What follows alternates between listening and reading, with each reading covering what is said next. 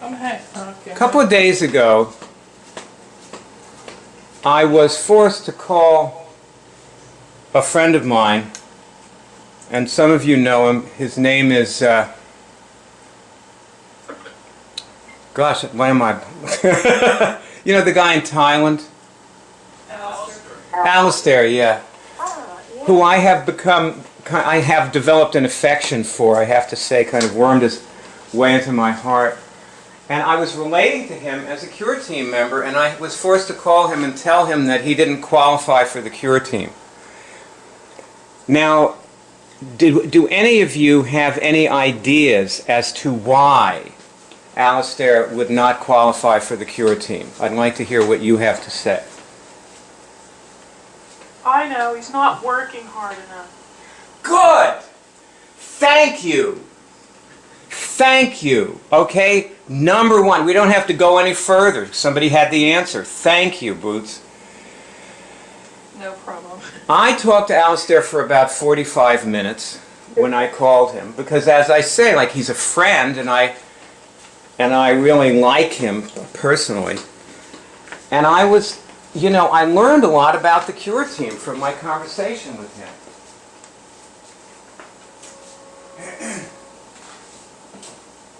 One of the things that I learned, I was trying to think, like, what is it that makes a CureTeam member? And why is it that most people cannot be on the CureTeam?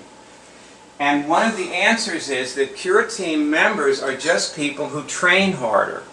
And you can see that in everybody here.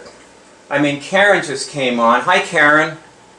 Hi, Brian. Sorry I was late. One thing about Karen, you have to give Karen some credit because, right, it's like, you know what, 1996 you started with this? Yeah. You know? And you seem to keep popping into these meetings like you really want to be here.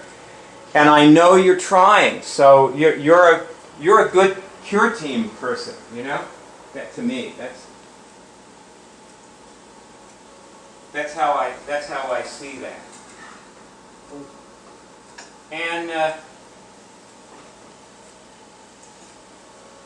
then I started thinking, well, okay, if one of the qualities is that they train harder, like, what are some other qualities in CureTeam members? Now, what do you have to say about that?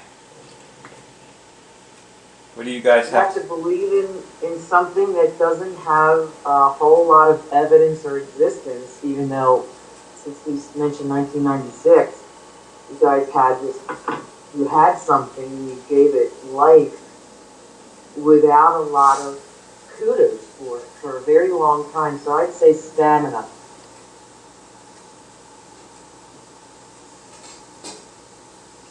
Okay.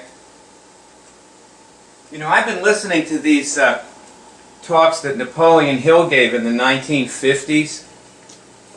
And I really recommend, you know, they're free on the web. It's just, there's just so much great stuff on the web out there.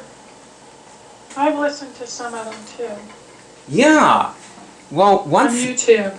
Yeah, right. That's right. They're on YouTube. And one thing that I noticed about them, I'm just sending Franny an upgrade message.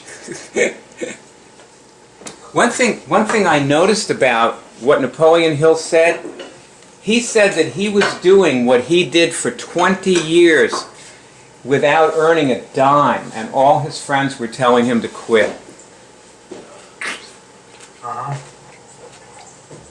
So what Karen told me,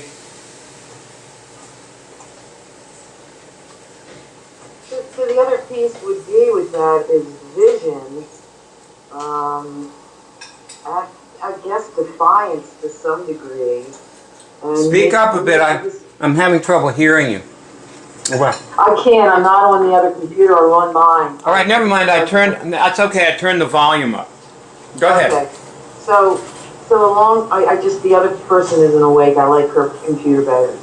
So along with the stamina would be this envision, this unstoppable, defiant nature, and maybe really this purposefulness of making a difference.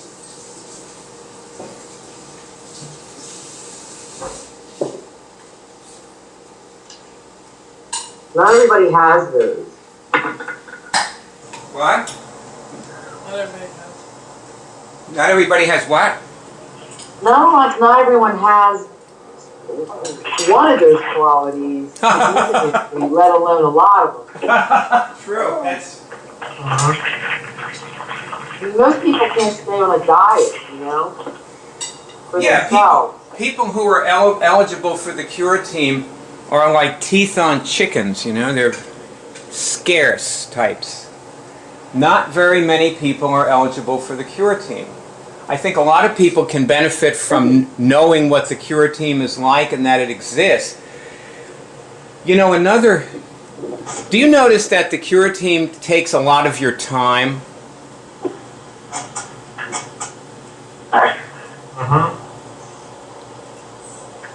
Victor says yes right away. Barb, what do you say? It takes a lot of your time?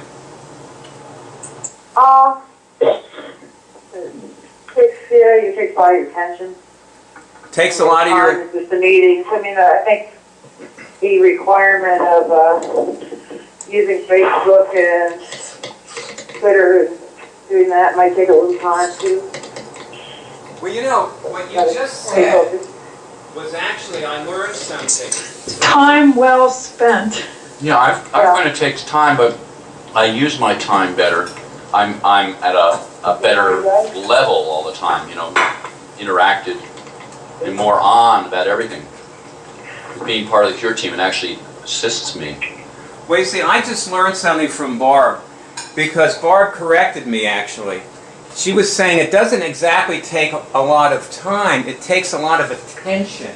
Yeah. It's focused, but I can't really take on a lot of other things because it's focused on this.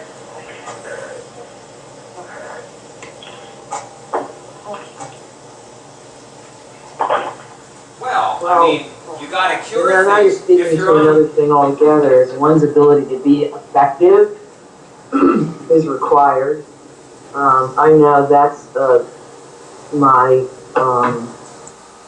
my weakness is my inability to effectively work with Twitter. I'm asking everybody I can, and I'm going to actually get some coaching on it and training on it.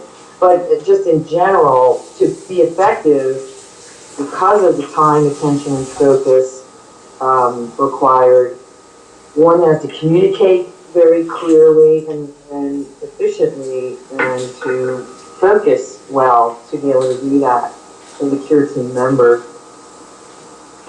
I certainly have not excelled at that, to say the least. Well, Barb can show you how to use Twitter. She's right there. Yeah, I'm going to take advantage of that, actually. Yeah, it helps to have somebody in the room. Yeah. I should. Because most of the people I've been asking really don't know a heck of a lot more than I do. Ross, what does, when I ask you, what do you think? Does it take a lot of your time? You're speaking to me? Yeah, I was talking to Ross. No, I don't think so, really, because I connect now and then when I have a little time, and I share something, and it's pleasant, so I like it, it's not a problem. What I feel is I am on the CureTeam 24 hours a day. That's the feeling, that's how I feel about it, and it's good. It makes me happy. I'll tell you something, what I have noticed about the members of the CureTeam is that they actually, all of you, and I'm talking very specifically to Barb, Boots, Greg, the ones on the call here, is that you seem to be able to have, like, you have a net gain of time because you're on the CureTeam. Like, Yeah. being on the CureTeam saves you time, so it may take a lot of attention, but you actually end up having more time. And most people are not like that. If they try to be on the Cure Team, it really does take a lot of their time. So at some point they say, well, I don't have time for this, you know. Of course, at this point in our, I'm really trying to be very, very selective about who's on the Cure Team, and that's why I called Victor, because Victor can't come to the meetings anyway. Alistair. I'm sorry. Well, I was thinking of. I'm sorry, Victor. I was saying you, and I meant Alistair. But you haven't been able to come to the meetings either, actually. But Alistair can't come because it's like, you know, really late at night at his time. But see, the problem was that I had sort of considered Alistair a Cure Team member. Barb, don't talk to anybody if you be with me here, okay? And go on mute too. Mute yourself. Yeah. I'm going to crash the call. I can be on No, board. it won't crash the call. No, you know, mutesy pootsy. So I was considering him a Cure Team member and investing in him the way I would invest in a Cure Team member, and I suddenly realized that that was a, you know, bad idea. That there's Barb. See, I realized that you know, I would be better off investing some other place, you know. So that was why I called and said that to him. Now, Barb, go on mute. Can you do that right now? Yep, now she's on mute. I can tell the difference. Okay, thank you, Barb, very much. So now, that's another thing I've noticed about Cure Team. I'm trying to identify what is it that makes a Cure Team member. It doesn't take as much time as being a Packer fan. It's just Okay. takes at least 3 hours a week. You know, you don't. Also, you don't have the heartbreak and the highs and lows. Well, Well, you maybe do have the highs. I don't know about that. Yeah, I suppose. Trying to come up with. It's a half-baked idea.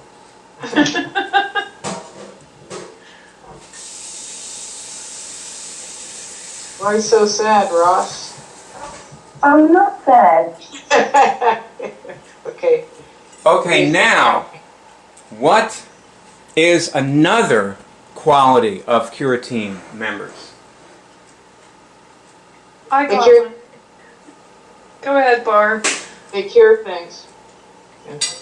Thank you. Yeah. That's absolutely right. They insist that the people they're with cure things. Well, not necessarily. Like, let me ask Ross a question. Okay? Mhm. Remember the guy that wrote in, you wrote back to him. He wrote something Yes, on Facebook. Do you remember his name? Buttons. He had 3 names. One of them was Buttons.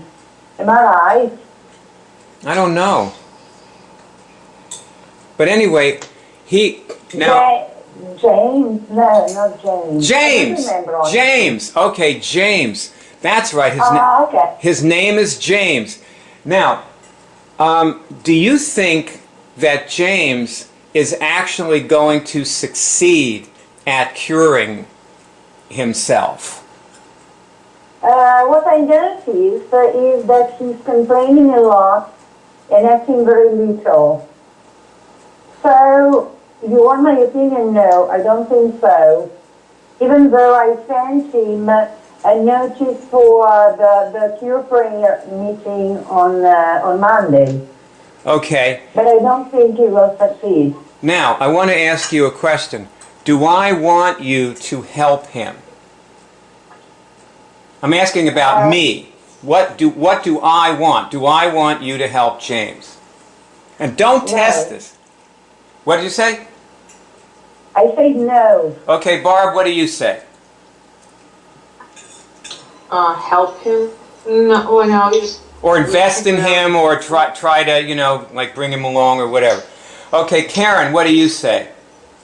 I had to take a call for 2 seconds. All right, never mind then. Boots. Boots. Boots. About this person from Thailand? Is that who you're talking No, about? no, no, just, Different guy. it's okay, we'll move on. Boots, what do you say? Do I want you to invest in Mike and James? Do I need to know these people to answer this question? No. No, you Okay, Random then I'm going to say no. Okay, Franny, what do you say? No. Franny I says, didn't know also. and Greg says no. Okay, who do I want you to invest in? In people to cure.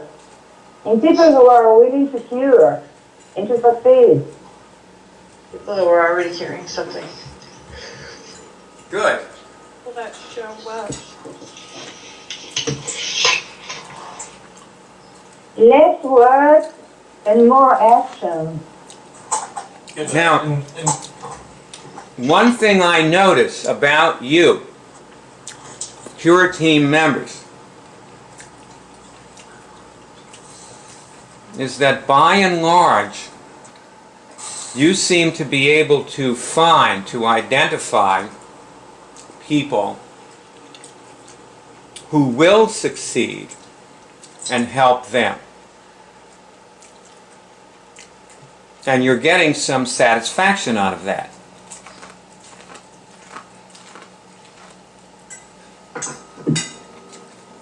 I think that guy could succeed though. Yeah, I'm less, I'm more, not that I'm volume, but I've turned over the years, all of my clients onto the website and said, listen, you need to handle you need to cure this injury. I can do some things with your structural body, but this is what you need to do to take care of your health, and then we take specific issues and conditions, but I don't give up on people too easily. There's some people you just know that they're just needing you to do it for them, and I don't even bother. I don't even see them as a practitioner anymore. I stopped doing that. I didn't. That's the best way to support someone. Is if you're not going to do this, then please don't take my time. Take the time you need to take care of your own body and your biosphere, and then I can assist you in some way. But turn them onto the website, let them become a member. I go into the curriculum. If you're not bothering to do certain basic things, then don't put your attention here. But a lot of people come around that you least expected. That's true. And that's why we have a web college and lots of movies that people don't have to pay a penny to watch, and they can cure tons while they're watching them, right? Yeah, but there's a level of responsibility that people have to have initially, and that is more than just an interest in something that seems like a new thing. And you can spot that pretty fast. And the way you handle it is like, don't waste my time. Well, to get back to the point of what makes a CureTeam member, one thing is the CureTeam members seem to identify the right people to invest in. Oh, look at Kitty! Oh no, there's a kitty over there. Yeah? They have to have a high willingness to learn, a high willingness. Well, that's true. And you were saying something about investing time. The people have to invest in what they want. Say, for example, you know, a lot of people will have to come to you, Bear, if they really want to know. You have to invest in you. You don't have to go, searching for them. They have to come find you if they really want it.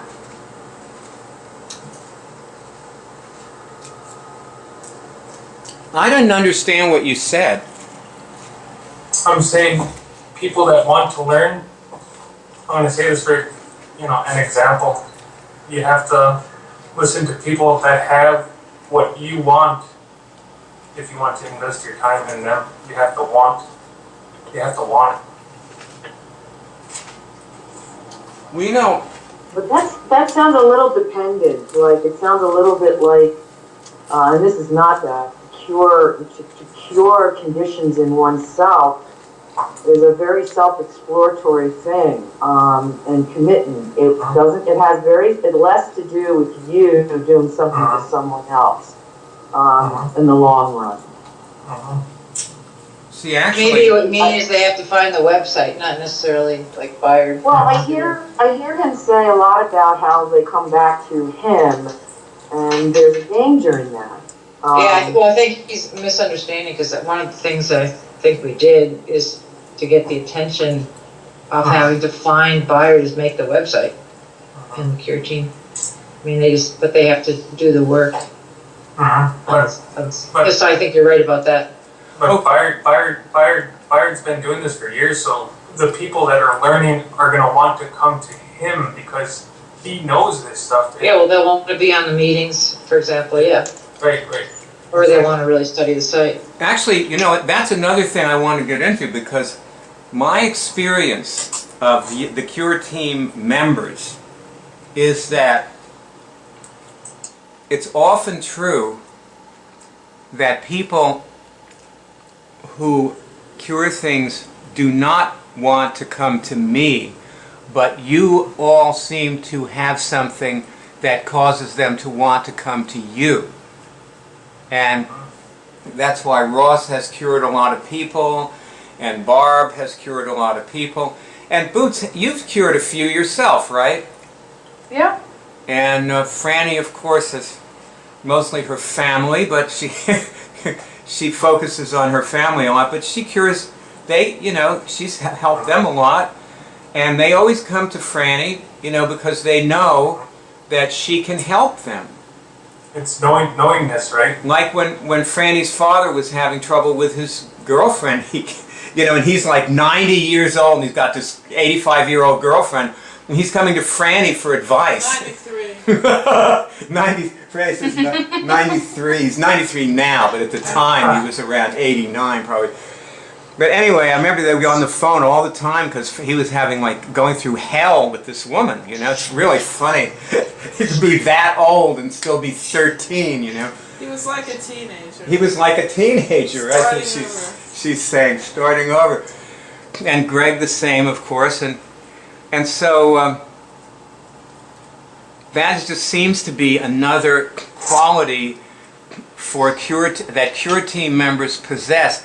And I think that, what I've noticed is most of the time, we have not, asked, we have not qualified or disqualified people. They kind of chose to be or not be on the CureTeam without us, making that happen. I think, though, that at this point, I'm, turning more towards actually trying to understand whether people should be on the CureTeam or not, when they're sort of really up in the air and they're not real clear whether they do or not. Because it's interesting that Victor showed up today. I had no idea that you were going to be here today, by the way. But I'm really glad you showed up, because I would like everybody to evaluate you and see, do you think that Victor is is he right for the CureTeam? And maybe he might be at some point, but I'm asking about now. He might be now, but what do you say about that? How say you? And Barb, you need a little more light. Maybe a lot more. I don't know how to get camera. No, the camera's not going to help. You just need more light. You got to have a window hitting you with a ton of light, Head towards the light. Yeah, that's good, Barb. You'll remember this when you die. You'll remember this day. From dark to lightness. That's right. So there's Barb. See. So you look good today, Barb. By the way. It's too early. You look great. No, I'm in the president's office. Barb, The president. are always great. Thank you. Here. Are you at Nancy's? Just accept how you look. That's why the paparazzi I know. take That's pictures what I of you. should say. Even without makeup and sunglasses and the hood on, they want to take your picture. Are you at Nancy's? Yeah, but right now I'm in the bigwig's office. Right. I'm at Nancy's. Okay, so please, anyone who can say anything about Victor one way or the other, Okay, go ahead. I'll say something about Victor. I think that what's unique about Victor is he knows it can be done. He's been studying for years that this kind of thing is possible, and that he's attracted to us because we do it and we practice it. We don't just like read about it or write books about it. So that's like a strength, is that he's already like a believer kind of. But then sometimes I see, well, like you haven't had direct application because you didn't have anything that you cured directly yet. Or maybe you have had small cures, like I watched the movie you made with Ron and Greg, and you may not remember, but you cured some things. You removed some things from your subtle bodies, and you had a change in yourself and all that.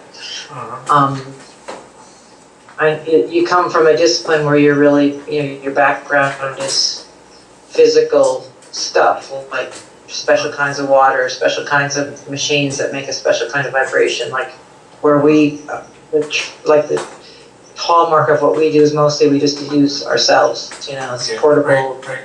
So we always used to say, like, oh, you could go to Africa, a little kid could do it. Like, we don't rely so much on devices or substances. Right. So you have to kind of watch that, your orientation, because you have to remember, where you are and what you're learning. But I think you're a good CureTeam member. At first, I had doubts, but now that you're here, like Bart said, I'm surprised you're here, and I'm glad you're here. When I can make it, believe me, I'll be here. You know what I'm saying? Yeah. Seriously. Yeah. But I remember you saying something like a long time ago when I was on the phone with you, and I think it was Alejandro, and you were saying, well, if this works, I'll be telling a lot of people about it. Or if this, like, it was almost like you were still trying to convince yourself, or you weren't quite, you didn't quite get it yet. When I seen the Cure Drive videos, I was telling most of the callers that when I listen to the way Bayard talks and the way he presents, just the way he presents, the information. And the way he talks, I could pick up very, like, a certain vibration in his voice just by listening to him. That it does work just by listening to his voice. Right. But if you really study what he's doing is he doesn't really present it. He guides people to he asks the right questions of people. Right. And that's what you want to learn how to do, like model that part. Right. He's definitely at the right vibration because he does it all day, and the more you do it, the more you become like those machines that you're selling and stuff. But you have to then, the way to transfer it, which is I think what the CureTeam does, is to ask the right questions of the other person so you get them there too.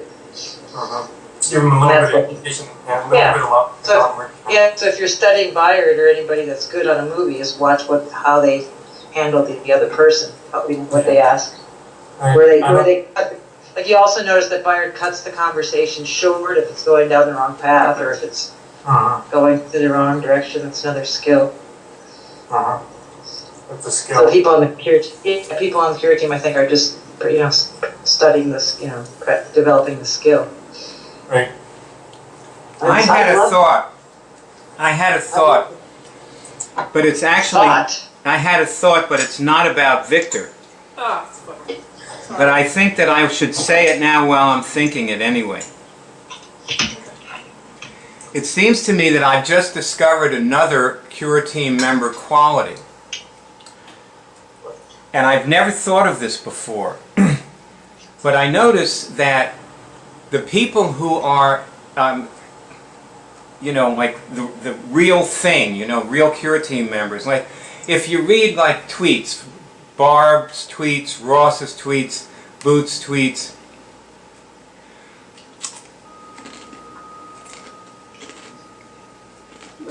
I don't know if all the CureTeam members possess this quality, but I'm just putting this out. They may. You seem interested in what happened. What I mean by that is,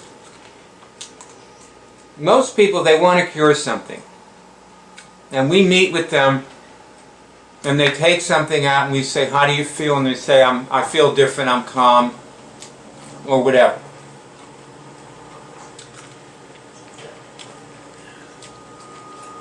And it doesn't go any farther. They don't really care what happened.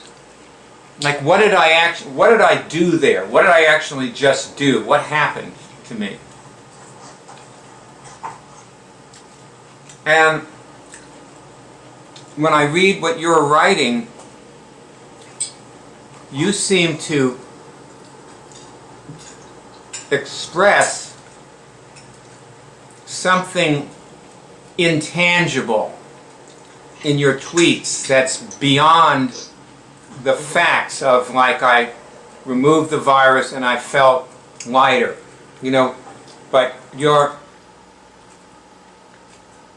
actually, like, sort of like looking in on yourself doing that and seeing that as an important event. So that is, Well, maybe that's a difference again between some of us, like, and Vic. Like, it would be good maybe if you talk more about something you cured, your personal experience. Because I think part of the being on the Cure team is you're sharing your own experience of curing. Yeah, like what it was like for something to be gone. Or helping someone. Yeah, or like, yeah, exactly, like some interaction you have with somebody else, like talking about what you did with somebody else, because I know you help a lot of people every day. Yeah, like helping other people, you know, with their, like... Yeah, you're good at it. Yeah, you have a good effect on people. I know I helped a few people with asthma and some, you know, oxidants, you know, not the antioxidant, but the oxidation, you know, the therapy, you know. Right. I mean, with Immunix, it would be like you teach them how to, install more oxygen in their system. Like, I helped a woman with asthma, and it was just me, the woman, and my computer, and the camera. And she still hasn't had a episode since, so you have to sort of orient yourself towards that this is doing what you know helps, but doing it without any props.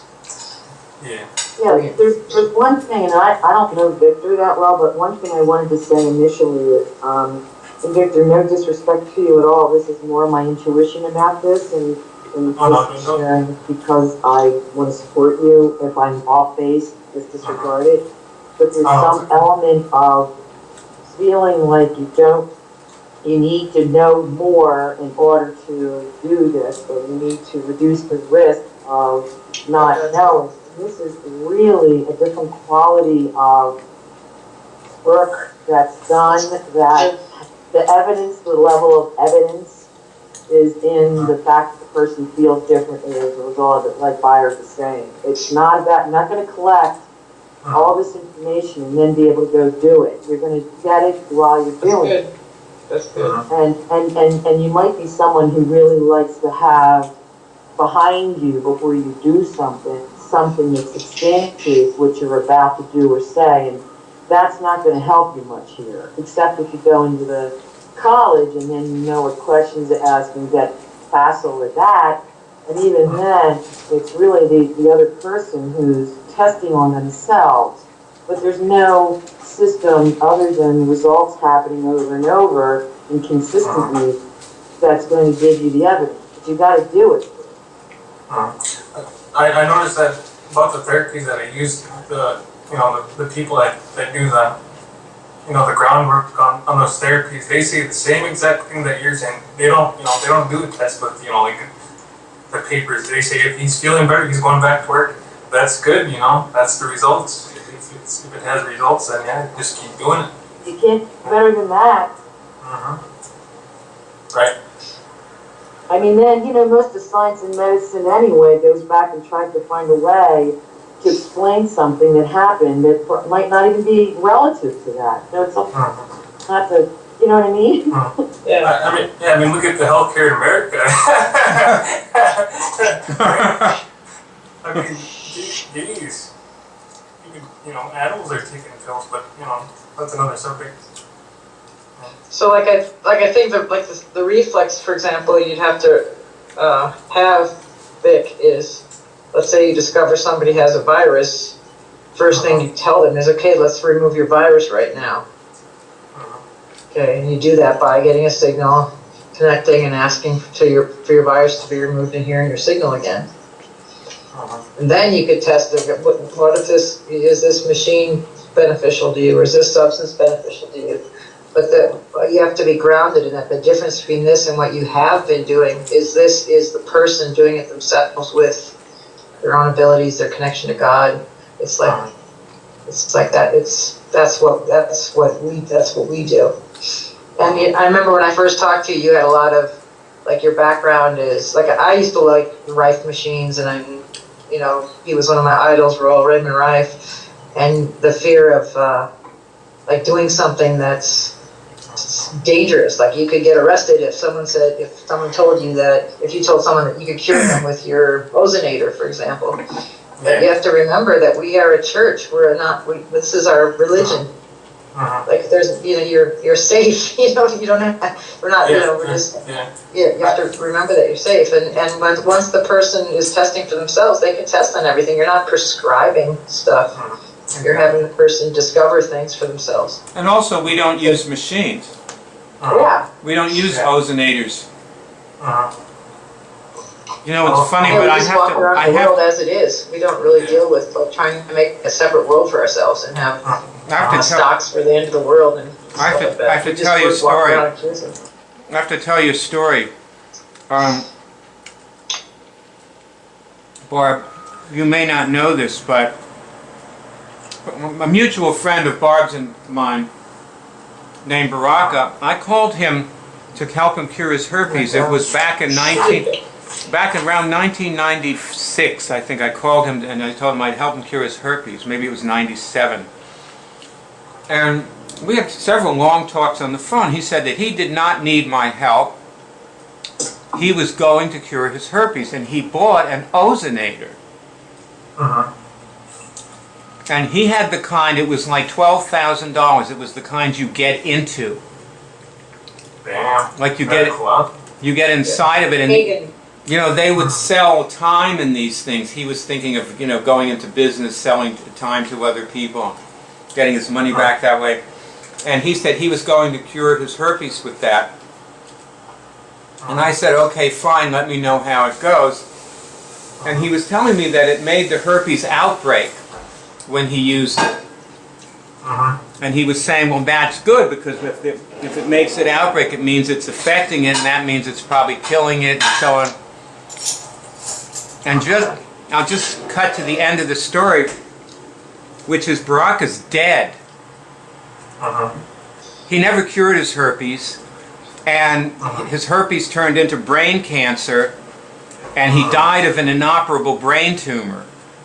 Because that's what herpes does. 45 years old. Herpes, like in his 40s. That's right. Herpes transmutes into cancer over time. So little guy, who I love, always did love Baraka, he's gone bye-bye. So that's my ozonator story. So like anything will work and nothing works. So the main thing I think that's in common about all of us is we just got back to the basics, which is you and God. There's right ways and wrong ways of using certain things, as with the using also. Yeah. I mean, if the person is if you got people hoping something's going to work, then they're in a dysfunction. You need to understand that and they're dysfunction. That's why, and that's all college. I know that. Yeah. Think about the medical doctors who they have journals up the wazoo about any 10 people who receive the same treatment on the same condition, and they all have a different response. Now let's talk about body weight and all those things that can be measured. as factors that have an effect on healing. The properties that everybody knows mainstream now is that you have everything to do with your ability to heal something. Yes. And a lot of people also know that going to a doctor or a hospital may be the last thing on earth you should be doing. So, we're at a critical why time there's a here. fear. It's pretty mainstream for people to understand that the medical community has interfered with, in many respects, to people's ability to heal themselves for lots of reasons. And one of them is that they think something outside of themselves is going to heal them. That's the worst thing you can tell somebody. Even a good doctor will say, I can do this, but you need to. So, we're back to the initial thing, which is why the Cure Drive is going to save humanity, and that is because it's going to be the truth and integrity and one's ability to be responsible for the conditions of their physical body and their etheric body and their other bodies. And that's not a far stretch anymore. It's just isn't. Which brings me to actually another. I want to, I know that I'm enjoying listening to you, but I feel like I really do have to move this along. Okay. So, and you've brought me to this question, which is, what are we giving people? Yeah. Tell me what we're giving people. Ross, what are we giving people? What they need. Barb, what are we giving people? What they need. We're giving them training and practice and being big and being bigger than their circumstances and being and like remembering, their limitlessness. Boots. CureTeam. Boots, what are we giving them? Cure, the ability to awareness cure. that can change their lives. The ability to cure. Franny, what do you say? I think that they just have, we give them knowledge that they can do it. I was going to say the same thing, knowledge and knowingness. Okay. Knowingness. Greg, what do you say? Well, I think beyond just the idea that they can cure, it's actually experience of curing so that they are bigger, as Barb said. So actual curing. Actual curing. Yeah, they have the opportunity, they want to. Go to the homepage of CureDrive.org right now. Everybody go there. I be gone. Go on your browser, leave Skype on, open up your browser, go to the homepage of CureDrive.org. Yeah. Constant, dependable miracle. What you will see at the top of the homepage is a ticker tape. Read what it says on the ticker tape at the top. Yeah. Who wants I'll to? read it. Okay, Greg's going to read it. We provide the way a mother can teach her 4-year-old child to cure her own incurable disease. Thank you. Know-how. That, everything you said was right. There weren't any wrong answers in this, when I asked you. Now what you all have to know is that, what it says right there at the top of that page. That's what you're giving people.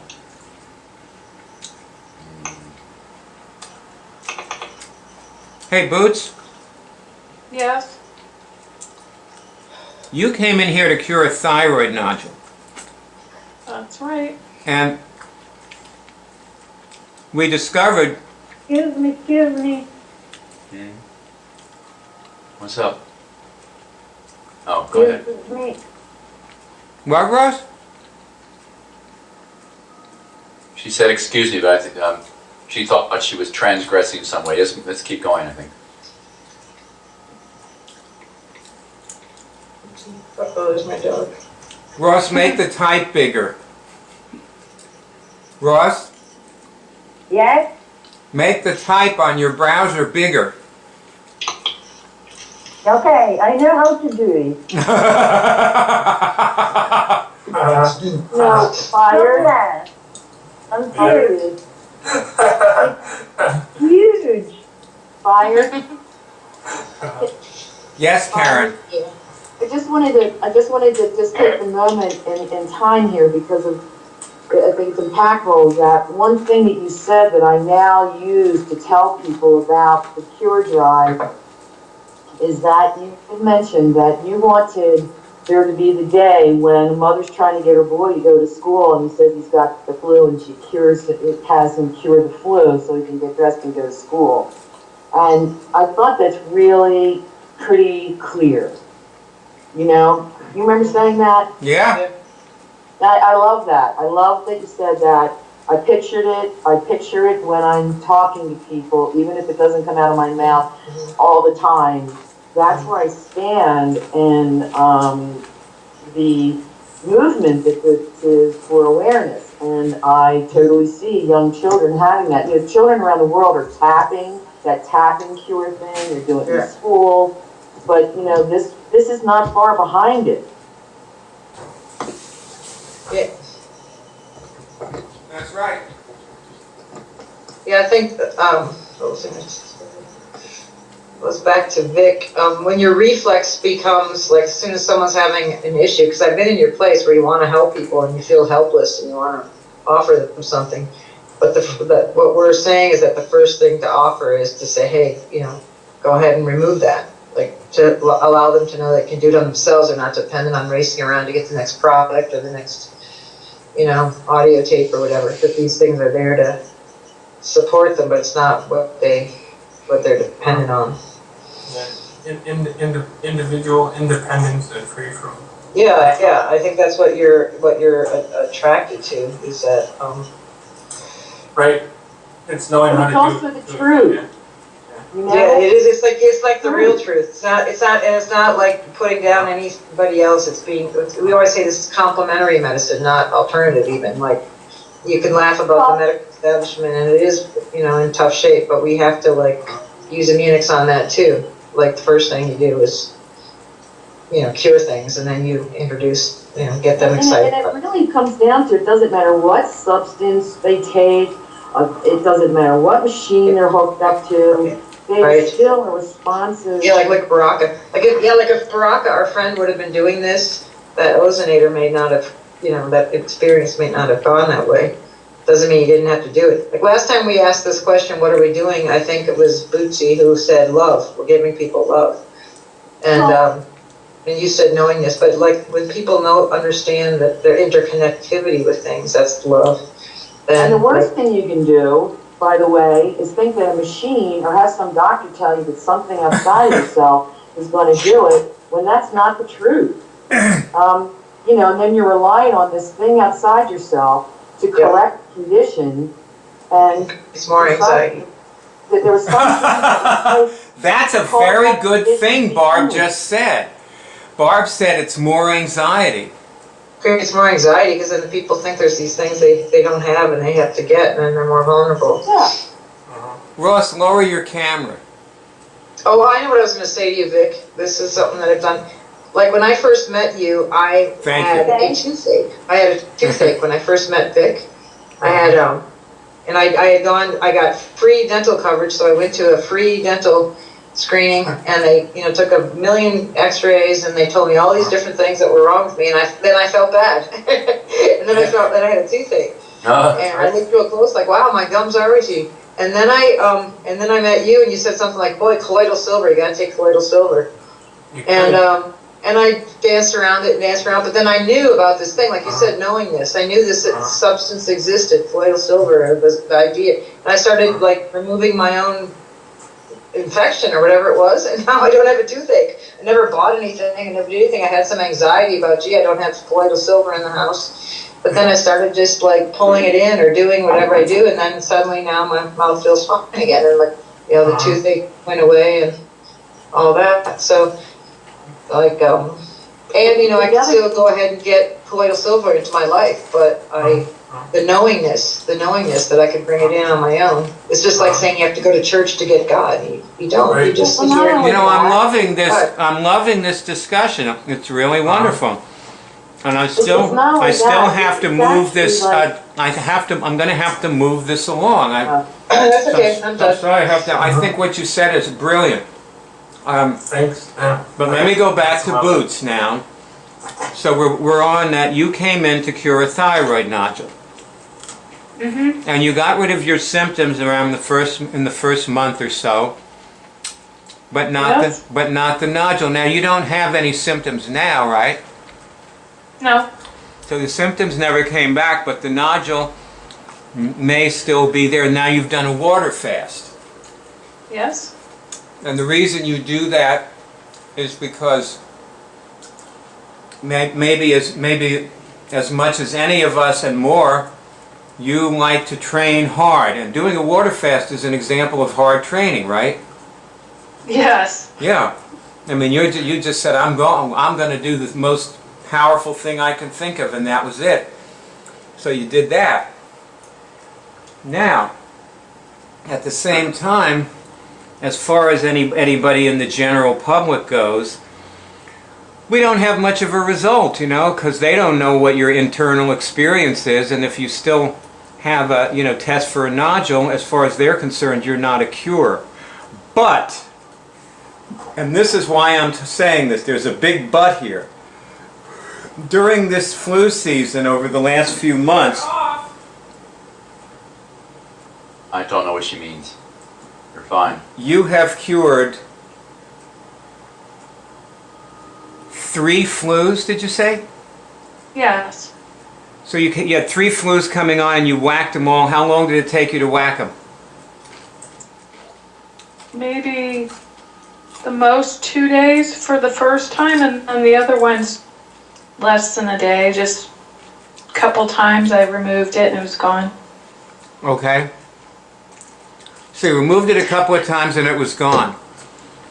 Yes. You're going to get to the point where it only takes 5 minutes. Yeah, I can see that. But at least you didn't have it for a week, and you could feel that you actually succeeded, that you killed the flu and it disappeared. Yeah, the first one I really let it come in, like I wanted to really prove that I cured it.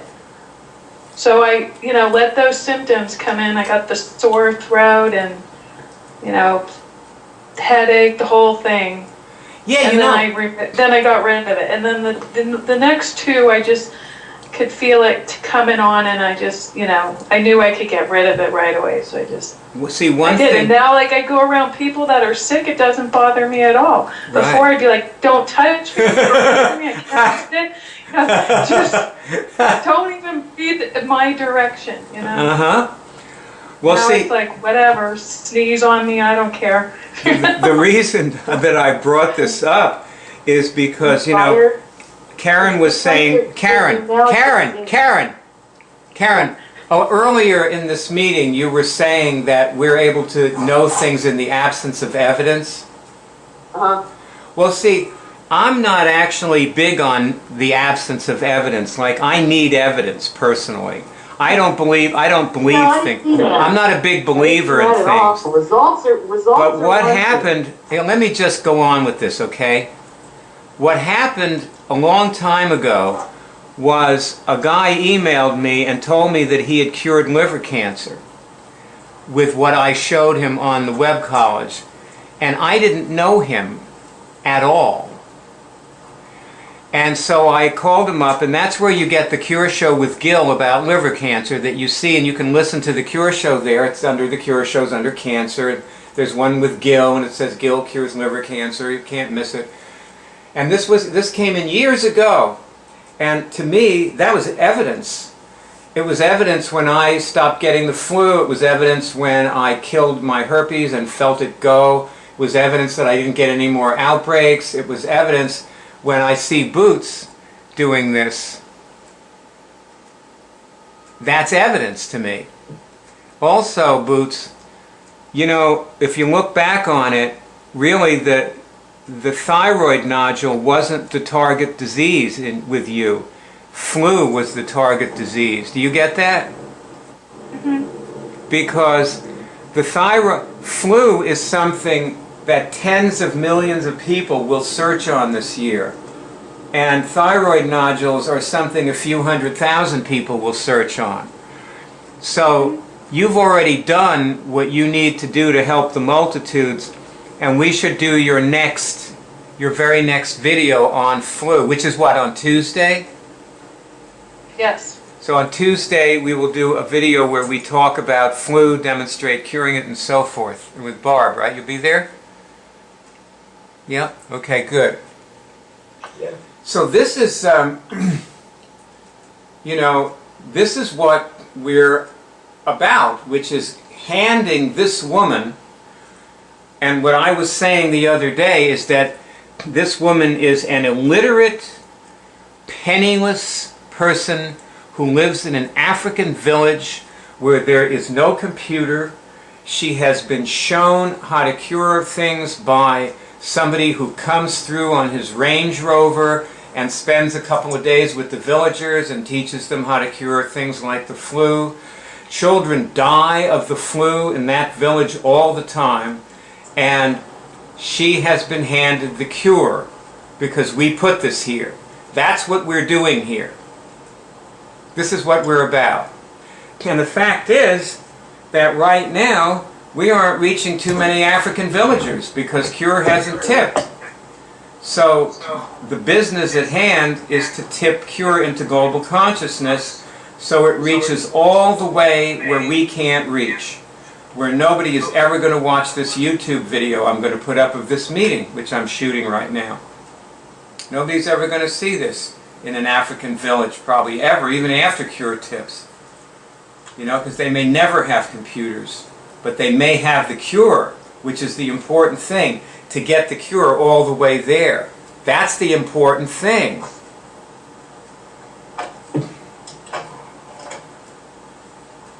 Well, the thing that I was going to say, which goes on that, is that we're not removing symptoms, we're going to the origin.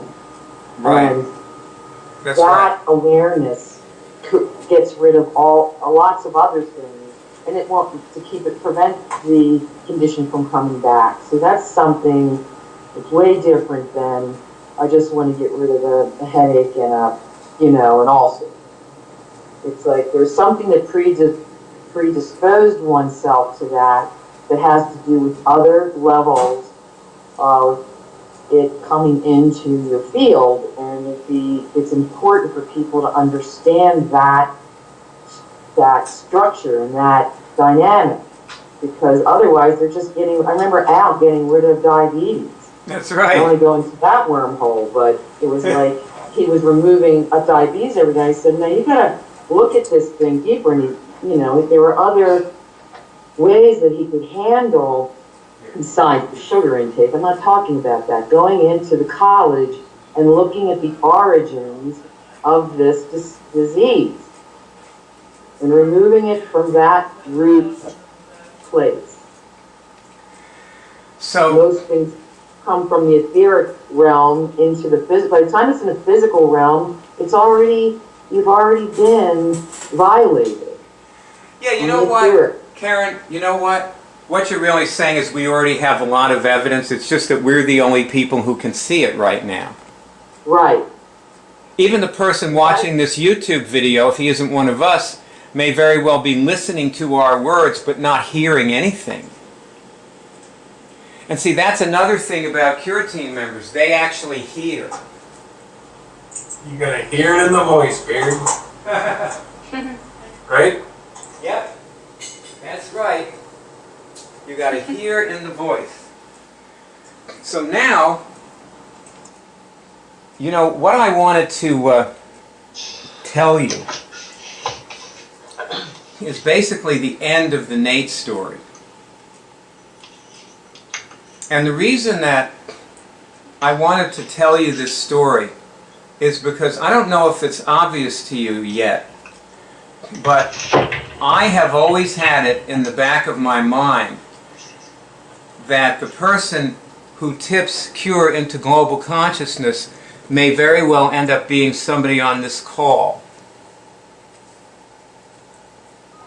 And that's the reason I've been talking with you at such length.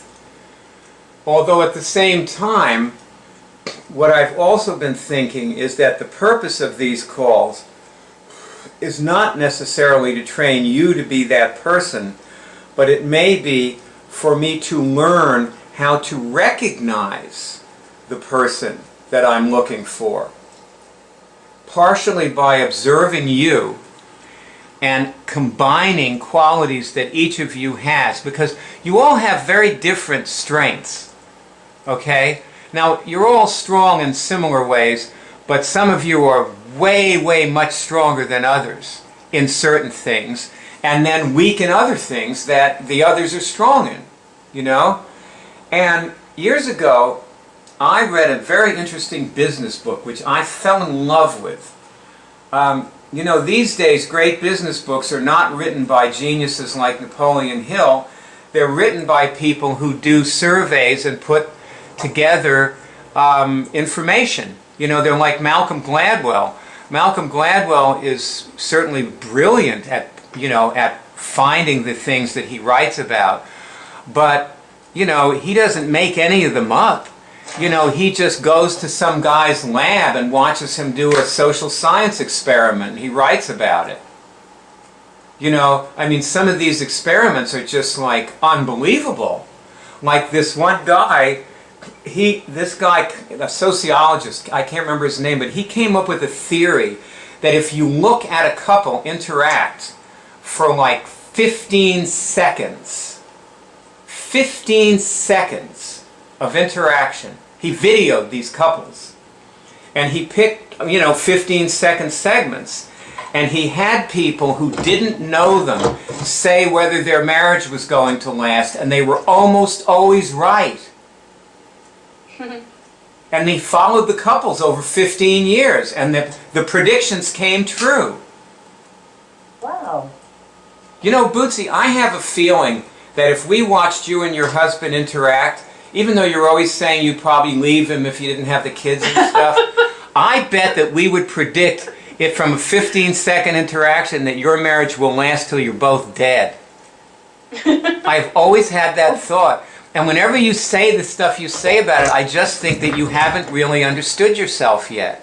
But how long is that? 2 weeks? Yeah, how long will Bootsy Now we live? have to do a trauma removal.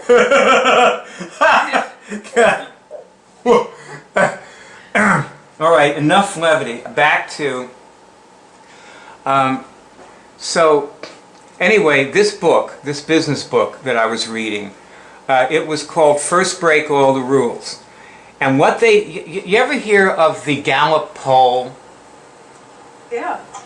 Okay, well, the Gallup poll is a company. They do polls. They've been around since the 1940s, and companies hire them, and they give them questions to poll, and they ask like 100,000 people, you know, this questionnaire. That's what they get paid for. And then they put the whole thing into a computer and factor analyze the data, and they give the company, they factor analyze it for certain things, and they tell the company what came out, you know, what the computer spits out. And this guy he worked at the Gallup poll, and they had all this data floating around that they didn't know what to do with, so they decided, they came up with a way of selling this data that they just had collected and nobody was paying them for. You know, that they had like leftover data. And what they did is they wrote a book and published the book using the data. And one of the things in the book, the question was like, what do the best managers do? What's their secret? You know, the best business managers. And so these were like middle managers from everywhere, you know, on earth, from all countries and so on. You know, and one of the things that the best managers did was they had people do things they were good at, and they didn't ask them to do things they weren't good at. Get it? Get the idea? This is an absolutely critical thing, you know. Like they were talking about all these gigantic churches that have like 35,000 volunteers. And the volunteers are good for some things and not others. And they can't really train them because they're volunteers. You know, they're giving 3 hours or 6 hours a week or something to the church, you know, on a volunteer basis. But they've been so successful because they see what the volunteers are good at and they tell them to do that. And you're all like that. So a long time ago, like maybe a year ago, when I was looking at the CureTeam as it was then, I realized that I couldn't have like a uniform thing that everybody on the CureTeam is supposed to do, because you might be a great CureTeam member, but you might not be good at that thing. Like, for example, like right now Bootsy doesn't have much time to tweet, so she doesn't tweet, you know. Barb is sort of learning to tweet, and, you know, Ross seems to relate to it more. Obviously, with a smartphone, tweeting is much easier, and so forth. So you have like people, or certain people are set up in different ways, and people just have different abilities to do different things. But if everybody gets used for what they're good at, then we can really get somewhere. But that doesn't mean that anybody on the CureTeam could actually tip Cure. Because in order to tip Cure, the person who tips it might have to be strong in the ways that everybody on the CureTeam is strong. Or, see, here's another thing to think about. You know, Nate tips Cure, and he has this way of doing it, but of course Nate is an imaginary character, and also Nate tips Cure in a very specific way, and that may not be the way Cure tips. Like, it may not tip from some guy starting to tweet about curing his disease. That it may not happen that way. It may happen some other way. There's lots of ways it can happen. I've told you a lot of stories about Cure tipping. So you have, you know, heard various scenarios and so on, so you can see that, you know, it could be like any one of, you know, 20 or 30 different ways. Or more, maybe, you know? I mean, for that matter, somebody might decide to hand out bumper stickers on the corner of 50th Street and Broadway in New York, you know? And Letterman might get out of his limo and say, hey, come here, you know? And not know anything about the Cure Drive at all, but say, come tonight, I want you on my show, because that's what Letterman does. Letterman has the guy in the deli downstairs that he buys his sandwiches from on his show. And the guy's this Korean guy who doesn't speak much English, and he sits there and nods. I don't know if you've ever seen this. Anybody ever noticed this?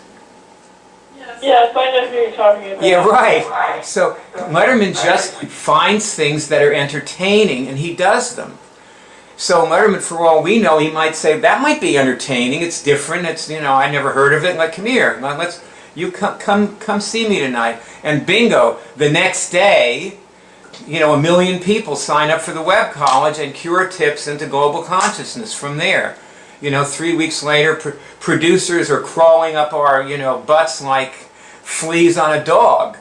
You know, please let me produce the reality TV show about this. No, no, me. You know, so you never know. But anyway, in the Nate story, this is the reason I tell this story, is because, like, let me ask you something. Have any of you ever thought maybe you would be the person who tips Cure?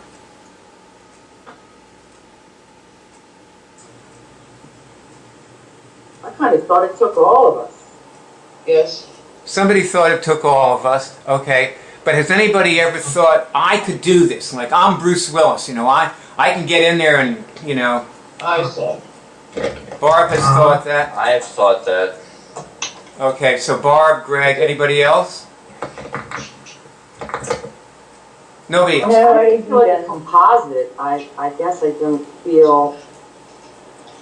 You know, listen, you don't have to, like, be down.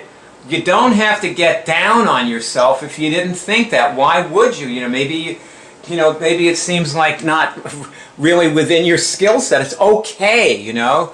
Like I don't think that, you know, I'm not like evaluating you on that basis, okay? So, I mean, I love you. You know, it's fine, wherever you are. But you know, what one thought that I have had, it's just a passing thing. There's two times when Cure has had many tips, and one of them is when, and see, I always thought that Barb found Martin Lee, and you know, Barb, I think you actually did find Martin Lee and just don't remember, because Martin Lee never joined our web college. He never had a password. You were writing to him, and then I said write to him and ask him to be on, you know, on the Cure show, and you did, and that's my recollection of how it happened. So one way was that Barb wrote to some guy. Well, he put a link on his website, and we probably have had, you know, I mean, it was a mini tip. It wasn't like thousands of people, but it may have been like upwards of 50 anyway over the years that came through that link, which is more than for most people. You know, people just kept saying they really admired Martin Lee, and so that when he said this was worked, he thought he would, you know, he would check it out, you know. And he believed it did. He got it. He was also he was a unique person because he was somebody who got it. And the other person was Marla Silly, who sent a little notice out. Well, I called her. First I wrote to her, and she called me, and I called her. And then she sent out a little something about the Cure Drive, but it was just a Munich then.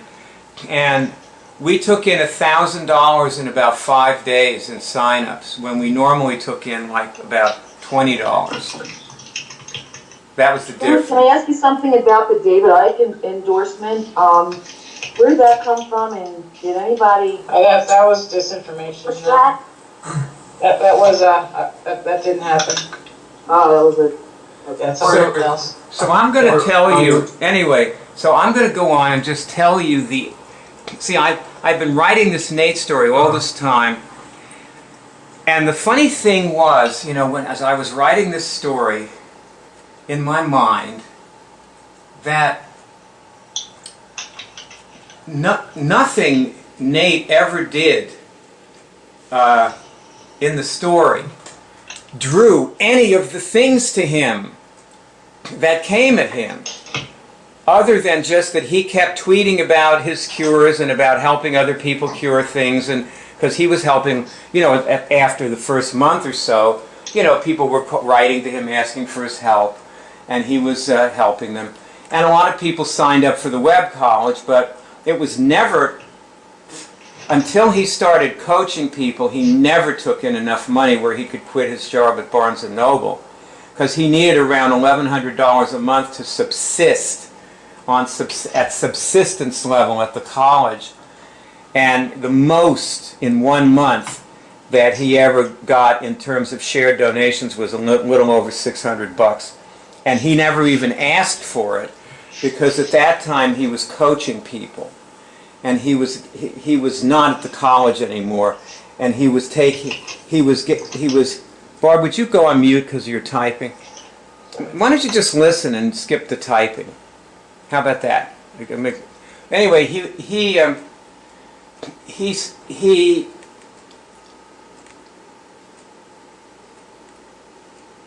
when he was coaching people, he had 6 clients. He was taking in over $20,000 a month.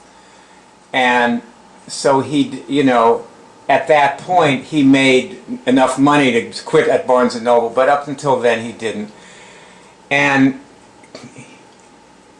he moved into a spa because one of the clients asked him to go there with her because she didn't want to do a Skype coach, because she had cancer and she really wanted to be with him and be at the spa, and she paid his expenses, so he went and lived at the spa with her, and then he just stayed there because the people who owned the spa told him that he could keep his bungalow for free if he gave some classes every morning, and so he started doing that, and so he didn't have to pay to live there. He wasn't paying any rent, and it's this really posh place with a gigantic, you know, hot pool and all these features and everything. It's huge, you know, it's like on 500 acres, and it's a great spa in the Southwest, you know, in Utah.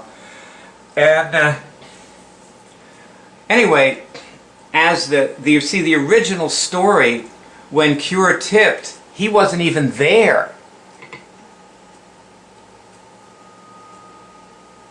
Barb? Are you still typing? Barb? I'm right here. I'm here. Are you typing? No. Would you tell me if you were typing? The only class I ever failed in school was typing. That's Me too. I should have been typing back then. Me too. That's your window. That's right. That was your window. Right. Yeah, we're watching now. Okay. Power of the mute button. In the original ending, see, I wrote an alternate ending to this story, which is what I wanted to tell you. But in the original ending, These stories bring me anxiety. That's why I can't listen. Oh, good. Well, then you should be listening and removing, find the things that are causing the anxiety and cure them as we're talking. That's why I'm telling you the story. Wanting to be living in a spa. No, just kidding. I think that's a very good thing to want. I think This- we should all want that. That's where we belong. We all belong in spas. Teaching people who come there how to cure things, because that's why people go to spas. They go to find what we give people. That's why people go to spas. They're looking for this. Anyway, there was a producer at a cocktail party in New York, and he's sitting on the couch messing with his smartphone because he doesn't feel like talking to anybody. He's bored at the cocktail party. And another guy sits down on the couch next to him and takes out his smartphone and starts messing with his smartphone. And the other guy, they exchange a word or two, and the other guy says, "This is the only thing on the web that really makes a difference." And he shows this guy Nate's Twitter feed, which he has on his screen. And he says, "I read this guy every day. He sends out 100 tweets a day. I cured my herpes. I cured flu. I've been reading his stuff for 2 months. I don't even know. He's talking about a web college. I never even looked at it. I just read what he does, and this is working for me." Now these guys are like these filthy rich New Yorkers. You know, the producer produces shows on, primetime TV. They're not reality TV shows. But he's been wanting to get into reality TV, which he sees as the future of television. And he believes that, he's got to get into it because it's already past the time when he should have been in it. But he doesn't know quite what to start with. And this guy shows him this thing, and he says, and he's not that interested in it at first. Then they start talking. The guy next to him shows him how to get a signal, and he actually cures something and changes. And he follows Nate, and he's sitting there thinking, and for some reason it suddenly pops into his head, you should really look at this because it's a possible. And so he decides that he's going to follow it up. And 3 weeks later, we're in negotiations for, a deal. For 5 reality TV shows. And Nate ends up, they contact Nate, and Nate ends up as what's called a line producer. That's where he starts.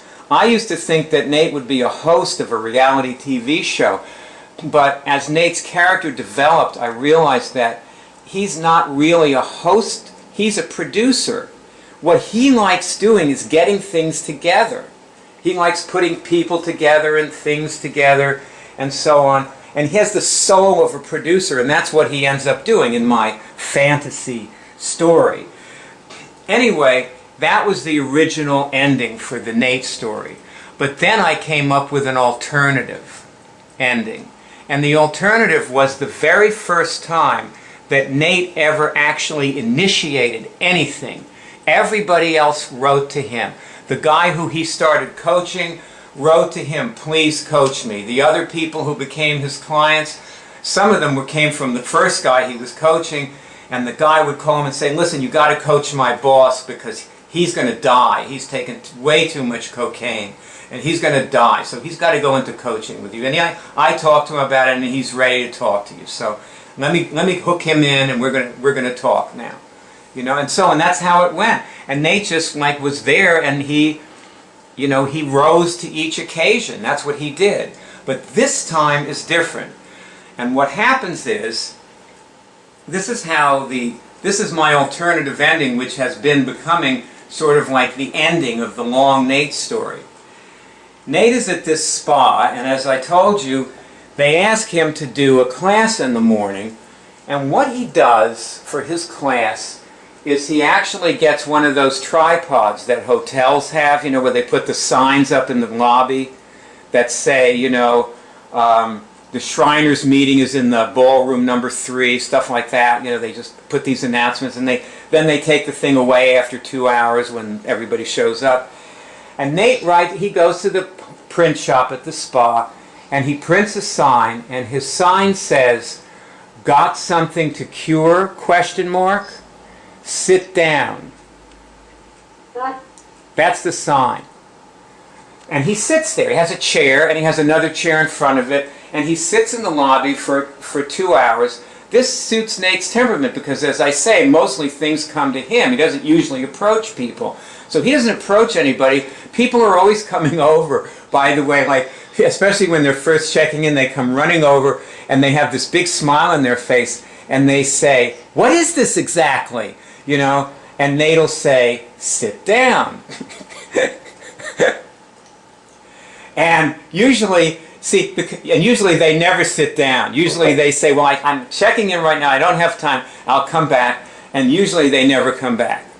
So Nate doesn't waste any time with anybody. Nate is somebody who takes no prisoners. He never wastes his time. That's one of his strengths, is he never wastes his time with anybody. Oh, sorry.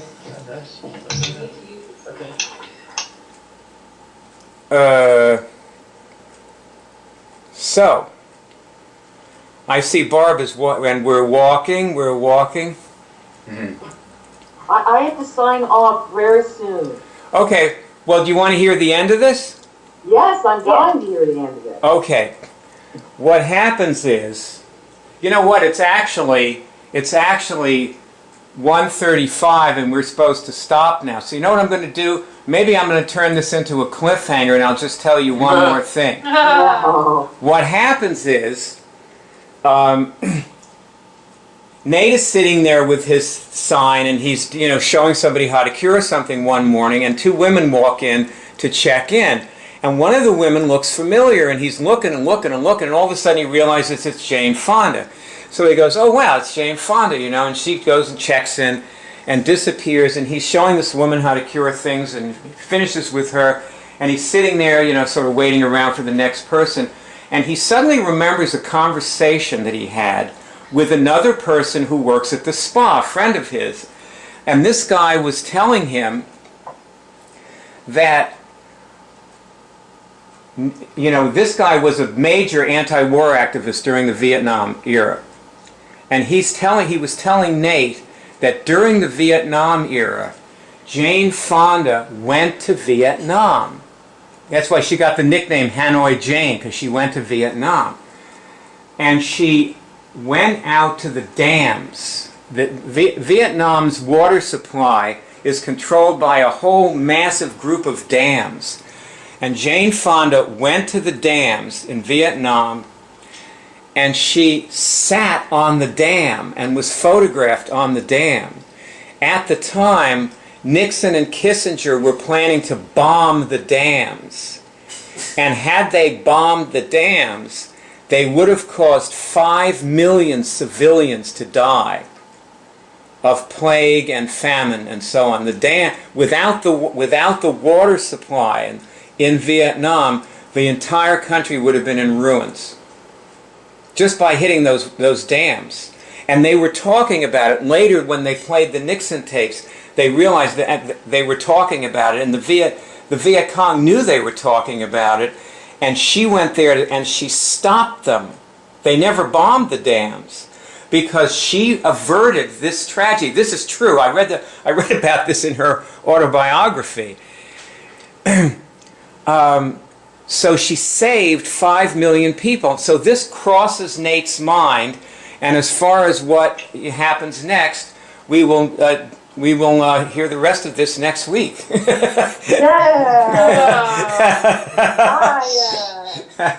Well, really, there's more to go, and I only have 5 minutes, even if I went to a quarter of it. I don't want to do that. So I just want to thank you. This has been a great meeting. I really appreciate how all of you are contributing and participating, and how you care about people. Your high level of caring, which is another CureTeam member quality, that you care. Barb, what do you have to say about that? Yeah, right. Victor cares. Yeah, everybody cares. I was thinking, I don't think I care that much, but yeah, no, I think a lot of people. You care. I know you. No, you're definitely a caring person, Vic. You're a very committed person. I know. Care, you can't cure. That's right. If you don't care, you can't cure. That's right. You know what? Great slogan, Vic. I'm going to use that. Thank you for that. If you don't care, you can't cure. Right. Thank you for that. I'm going to tweet that right now as soon as I get off. Okay, let's link our results bodies together. Linking my etheric body with everybody's spiral, gravitational, celestial. We'll be seeing you guys later. Right, See you Monday. Tuesday. Okay, Ciao, thank ciao. you very much. Have a good weekend, everybody. Thank you.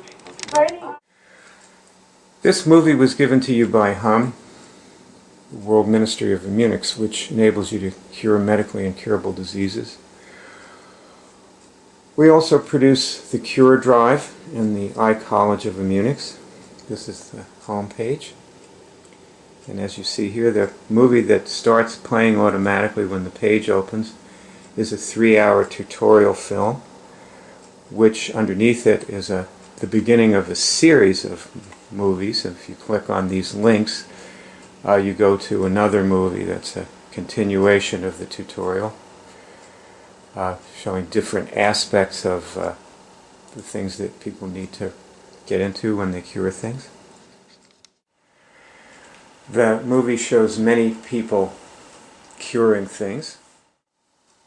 You'll find complete cure tutorials on the home page.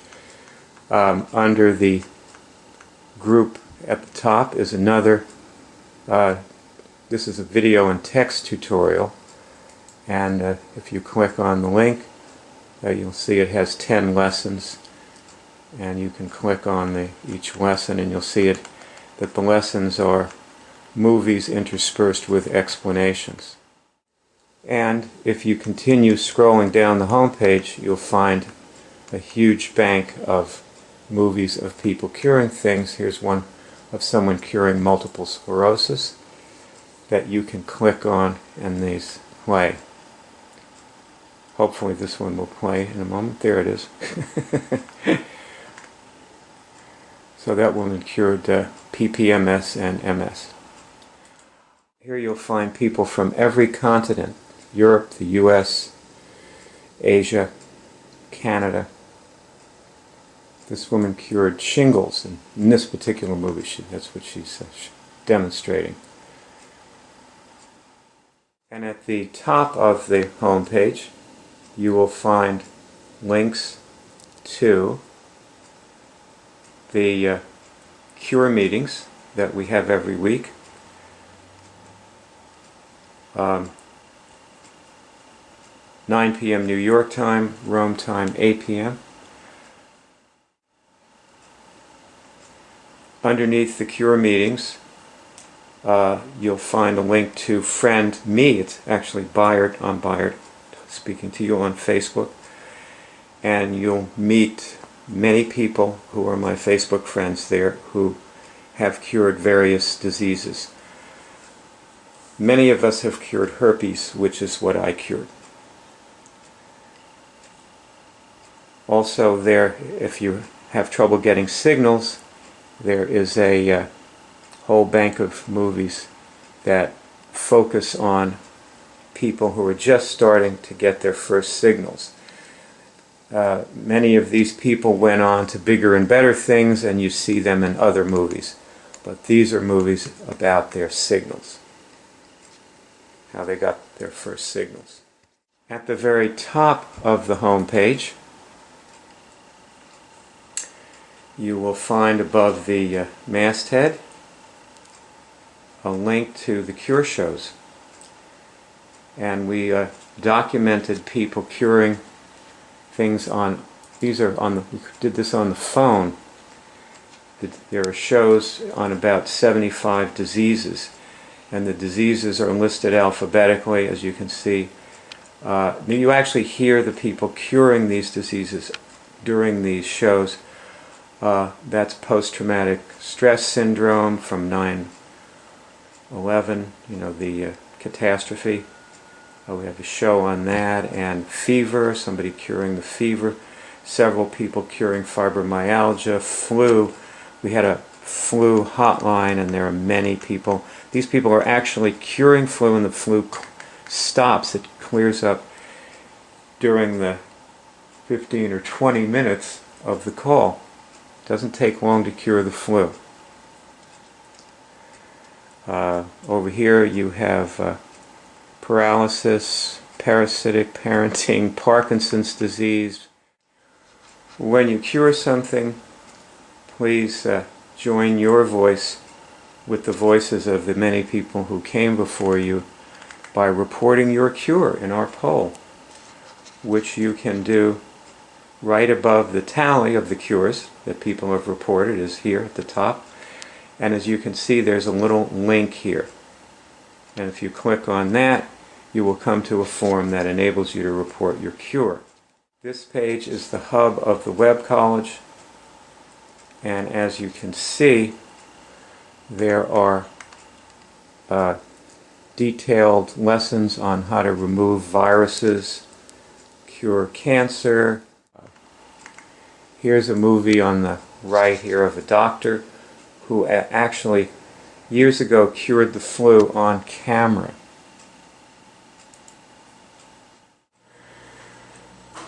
You'll notice that skill 1 in the hierarchy of skills is cure physical diseases. That's actually the easiest thing with this particular approach.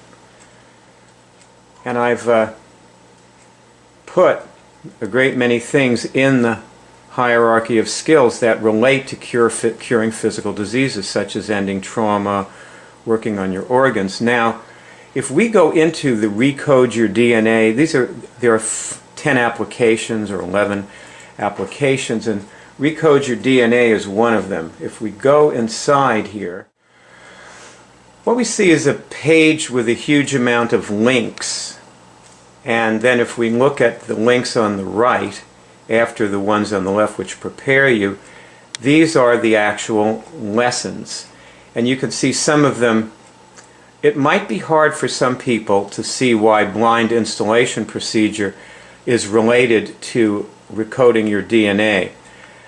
And this is why we've put it in this application, so that it relates it in your mind. This is the reason the Web College is organized the way it is to relate things for you in your mind. And obviously there are a huge number of things, like if you're curing cancer or herpes or any medically incurable disease, it's obvious that there are a great many things that you have to learn. And they're different for everybody. You do not have to learn everything that's listed here. And in fact, cure is instantaneous. And it's always unexpected how it will come. Like, watch these women. They're going to give you a perspective. This is a good way to conclude this little overview I'm giving you here. Say, can I go to the 144th dimension? See if you get a signal on that. Can I go to the 144th dimension? Can I go to the 144th dimension? Yes? I guess I can. Go ahead and do it. Okay, Okay. both of you go to the 144th dimension. I'm taking myself to the 144th dimension. Me too. No stopping for gas on the 8th dimension.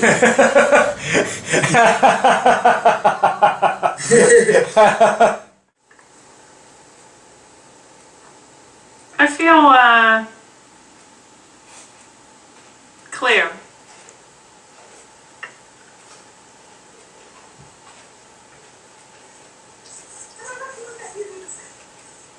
Yeah, I feel less interested in anything below the 144th dimension. Can we stay here all the time? I know, exactly. Well, I mean, this would take a lot of backstory, but there's some decisions that my family's making that I now feel clear about.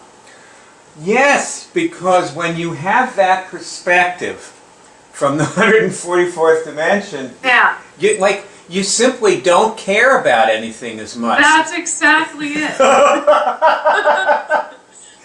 But I don't care doesn't sound so good. Well, see, that's right. That is it. That's really Not in effect. When people hear we say we don't care, they go, "Well, God, that's sick," you know. Okay, I know. It's a good thing.